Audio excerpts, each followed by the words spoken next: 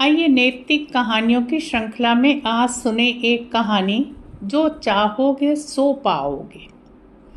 एक साधु था। वह रोज घाट के किनारे बैठकर चिल्लाया करता था, जो चाहोगे सो पाओगे, जो चाहोगे सो पाओगे। बहुत से लोग वहां से गुजरते थे, पर कोई भी उसकी बात पर ध्यान नहीं देता था और सब उसे एक पागल आदमी समझते थे। एक दिन एक युवक वहां से गुजरा और उसने उस साधु की आवाज़ सुनी, जो चाहोगे सो पाओगे, जो चाहोगे सो पाओगे। और आवाज़ सुनते ही उसके पास चला गया।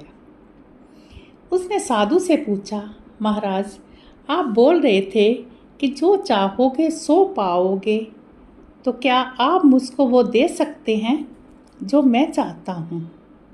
साधु उसकी बात को सुनकर बोला, हाँ बेटा, तुम जो भी कुछ कहोगे मैं तुम्हें ज़रूर दूंगा।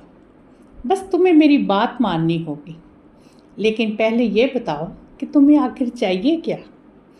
युवक बोला, मेरी एक ही ख्वाहिश है कि मैं हीरो का बहुत बड़ा व्यापारी बनना चाहता हूँ।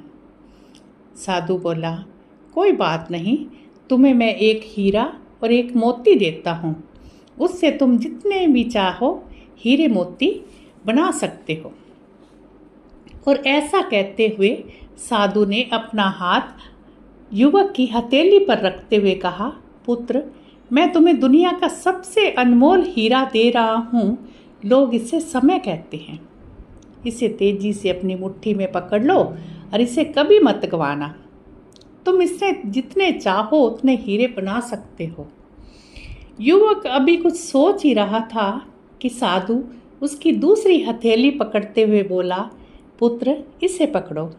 ये दुनिया का सबसे कीमती मोती है। लोग उसे धीरज कहते हैं।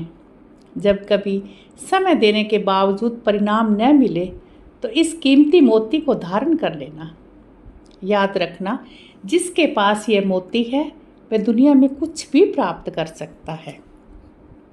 युवक गंभीरता से साधु की बातों पर विचार करता है और निश्चय करता है कि आज के बाद वह कभी भी अपना समय बर्बाद नहीं करेगा और हमेशा धीरज से काम लेगा।